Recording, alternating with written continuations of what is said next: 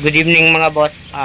Ngayong gabi tuturuan ko kayo kung paano mag-testing ng starter relay. Kasi ito meron tayong TMX Supremo. Ayaw gumana ng starter. So nag-troubleshoot ako kanina.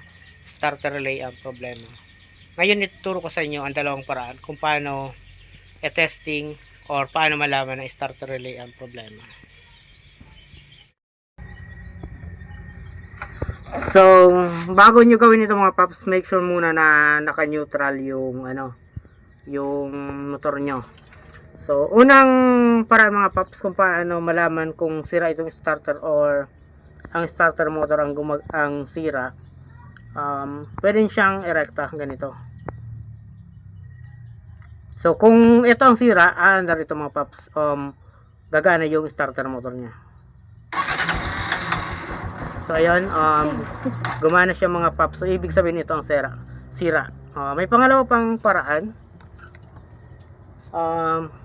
Pwede kayong gumamit ng test light. So ang isa nito ay rekta sa battery at ang isa ay dumaan dito. So ito umilaw siya. Ito yung papunta sa starter. So dapat kapag nagpindot kayo ng switch, pag trigger nito iilaw to. So ito mga paps, hindi siya umilaw. So kung naririnig nyo sa video, nagtitrigger siya pero hindi tumatawid yung kuryente. So ito ang sira mga paps. Kasi minsan maluloko kayo ng starter. Akala nyo okay pa kasi nagtitrigger pero sira na pala. So yun lang mga paps. Sana may naitulong sa inyo ang maikling video na ito.